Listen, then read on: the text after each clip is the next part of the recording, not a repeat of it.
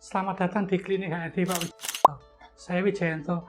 Dalam kesempatan ini akan saya kupas tentang gambaran besar bagaimana pentingnya HRD sebagai aset yang paling berharga dari suatu perusahaan atau usaha ataupun bisnis dalam berbagai bentuk organisasi. Dari berbagai macam sumber daya atau yang sering disebut sebagai resources, pertanyaan yang harus ditanyakan pertama sih, apa itu sumber daya atau resources? Sumber daya atau resources pada prinsipnya itu adalah segala hal yang bisa direncanakan atau bisa diplan, bisa diutilize atau dimanfaatkan, dan kalau sudah selesai bisa dipurna tugaskan. Jadi kalau itu berupa barang bisa dipusukkan. Kalau manusia ya tentunya bukan dipusukkan tapi dipurna tugaskan atau dipensiunkan. Nah, kenapa saya lebih suka atau tertarik untuk berbagi masalah HRD? Karena di perusahaan atau organisasi itu umumnya kita membagi aset itu, kalau dari secara finansial itu ada aset tetap, ada aset bergerak-gerak. Jadi saya lebih suka berbagi aset yang bergerak-gerak. Kenapa begitu? Yang pertama, saya sudah berkecimpung di bidang ini sejak tahun 88. Jadi dalam masa-masa profesional saya mulai bekerja mulai dari bawah hingga menjadi top manajemen di bidang HRD. Dan itu pun terjadi melalui berbagai macam perusahaan, dari bidang banking, manufacturing, services, bahkan consulting.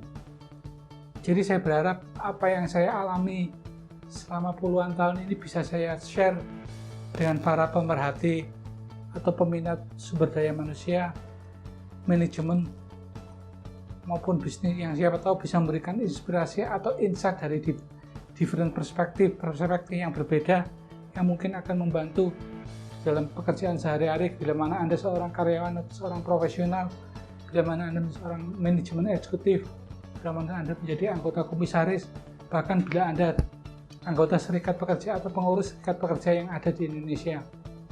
Silahkan di-share, subscribe, di-share dengan teman-teman, mungkin bahkan junior-junior yang saat ini masih kuliah, mungkin di teknik industri, mungkin di jurusan psikologi atau jurusan manajemen, yang barangkali tertarik untuk mengetahui bagaimana real world dunia nyata di dalam kehidupan profesi, dunia usaha ataupun sebagai profesional. Karena kadang-kadang apa yang kita lihat belum tentu seperti yang sebenarnya terjadi. Ibarat kalau kita nonton sepak bola, orang sudah di belakang gawang nendang melenceng, mungkin kita teriak goblok dan sebagainya, padahal bagi yang menjalankan mungkin situasinya berbeda. Posisi bola selisih sedikit senti aja mungkin sudah hasilnya bisa berbeda. Apalagi kalau misalnya yang teriak-teriak di luar lapangan, yang mau teriak sekencang apapun, yang main di lapangan lebih menentukan. Jadi saya berharap mudah-mudahan saya bisa membawa para YouTuber atau para pemirsa lebih mendalami, bisa membuat situasi yang lebih real, sehingga di dalam mengambil keputusan atau sikap ataupun tindakan, saya berharap bisa menjadi lebih efektif atau lebih baik. Bila mana ada komen atau pertanyaan, nanti silakan untuk komentar atau mungkin pertanyaan yang mungkin agak kompleks bisa ditulis dalam bentuk email. Silakan dialamatkan ke alamat email di dalam description.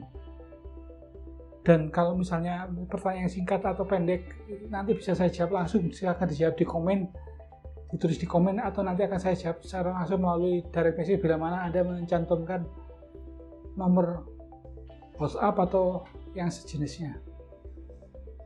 Nah, bagi yang ingin mengetahui tentang profil saya, silakan lihat di description, ada link untuk profesional link saya, dari mana saya berasal, di mana saya pernah berkecimpung sebagai profesional, baik di Jawa Timur maupun di Jakarta.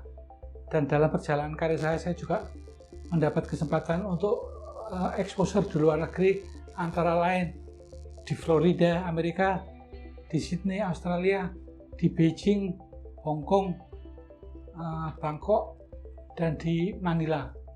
Sehingga perjalanan itu sedikit banyak memberikan perspektif yang lebih luas bagi saya di dalam perjalanan karir saya waktu itu, mulai dari seorang data entry operator hingga menjadi presiden direktur di salah satu perusahaan. tidak termasuk perusahaan yang pernah saya coba untuk usaha wira swasta sendiri. Jadi bagi para profesional pemula, mungkin ada yang nanya, gimana supaya karir saya bisa meningkat, atau mungkin saat ini sedang dalam memikirkan untuk beralih profesi, silakan. Bila mana ada yang ingin tanya, contohnya ini, beberapa waktu yang lalu saya bertemu dengan salah seorang pengusaha, dan dia ada satu pertanyaan yang menggelitik. Kalau saya mencari karyawan, dia sudah dites dengan psikotes, dia sudah diwawancara oleh manajer saya, sehingga tinggal ketemu dengan saya. Nah, pertanyaannya itu menggelitik. Bagaimana saya tahu bahwa orang yang saya wawancara itu tidak bohong? Nah, itu adalah hal yang real, nyata dalam kehidupan sehari-hari. Dalam perjalanan saya tentunya saya juga sudah mengalami banyak proses interview. Tapi yang saya bisa katakan kunci sukses untuk interview bagi pelamar-pelamar kerja, nomor satu adalah be yourself, jadilah diri Anda sendiri. Anda mungkin mendapatkan gambaran tokoh-tokoh yang ideal yang mungkin Anda ingin tiru, perilakunya, cara berpikirnya, tapi percaya Anda tidak akan pernah bisa menjadi orang lain. Justru akan menyulitkan Anda karena orang lain berpikir, bersikap, bertindak, berbicara itu adalah kan di dalam kepalanya itu sudah ada satu kerangka berpikir tertentu yang itu terbentuk dari lingkungan, dari pendidikan, dari pengetahuan yang dimiliki dan pengalaman-pengalaman yang dialami, sehingga Anda tentunya tidak bisa mengcopy begitu saja. Ibarat seorang juru masak, kalau misalnya nih rawon aja, semua orang tahu oh bahannya rawon itu ada kluwek, ada misalnya nih ya, ada kluwek, ada daun serai, misalnya ini, ada kemiri misal. Tapi mungkin Anda tidak tahu bahwa apakah berarti semuanya pokoknya sudah dicampur, digiling, masukin aja udah pasti jadi bumbu rawon yang sedap. Mungkin belum tentu. Karena saya pernah bereksperimen membuat suatu snack ya.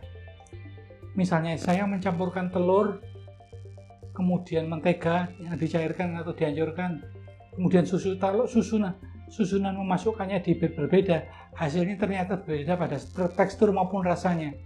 Jadi misalnya kalau saya masukin yang pertama adalah mentega yang dihancurkan dulu, baru sudah itu kuning telur, baru kemudian susu, hasilnya akan berbeda dengan seandainya saya masukkan susu dulu, baru saya beli mentega, kemudian baru telur, ternyata hasilnya berbeda. Jadi ternyata bukan hanya komponennya, tapi ternyata tata urutan pencampurannya itu juga bisa menghasilkan sesuatu yang berbeda.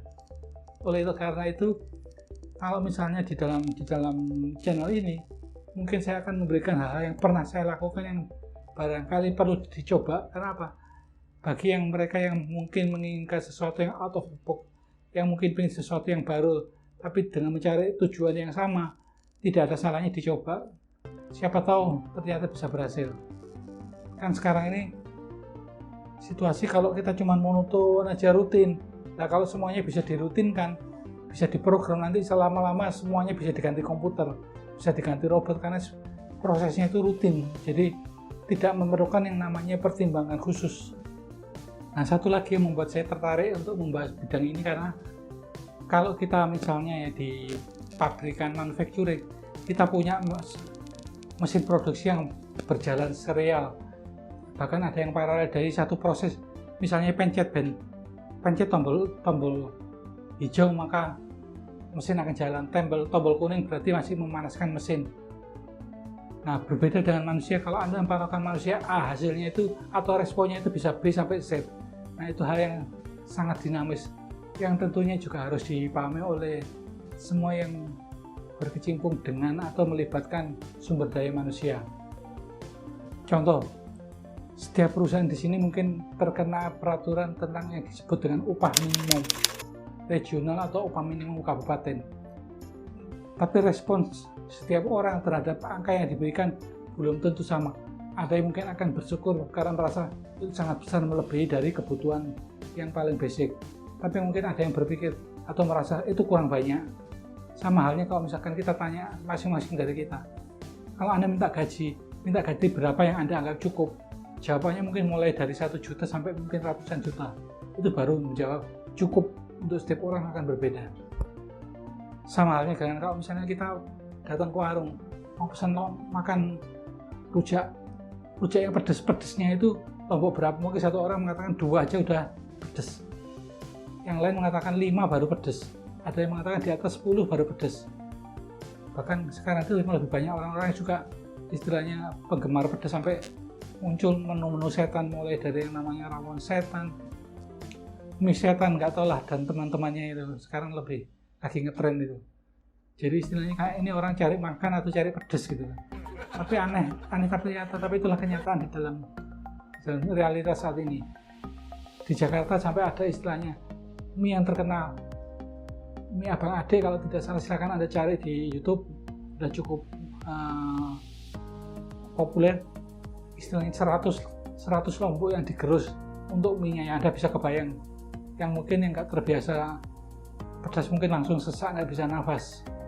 Tapi anehnya, karena unique selling proposition atau USP kalau orang marketing bilang, itu berbeda dengan yang lain, justru menjadi menarik orang yang merasa tertantang untuk menaklukkan 100 cabai untuk satu piring mie goreng.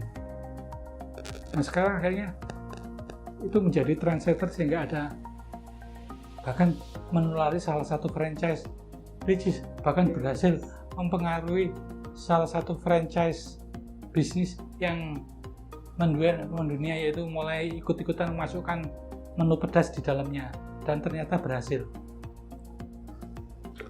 Ya, saya sedikit menyinggung marketing karena kebetulan dalam perjalanan karir saya sempat terlibat di dalam salah satu proses pengembangan SDM di bidang marketing dan sales. Bahkan untuk memperdalam pemahaman saya waktu itu, saya sampai harus mengikuti satu sertifikasi bagaimana memahami perilaku konsumen, karena perilaku konsumen itu merupakan sesuatu yang menjadi inti sebetulnya untuk kesuksesan bisnis, terutama yang menyangkut consumer goods. Jadi kalau udah Anda sering mendengar namanya brand image, kemudian bagaimana ada sponsorship, ada event, ada iklan, semuanya itu dalam rangka memahami dan berkomunikasi yang lebih efektif dengan calon-calon konsumernya. Salah satu contoh yang menarik adalah kalau misalnya kita lagi jalan di jalan umum, di jalan banyak yang suka menawarkan air minum yang ditawarkan mulai dari merek A, B, C, dan D.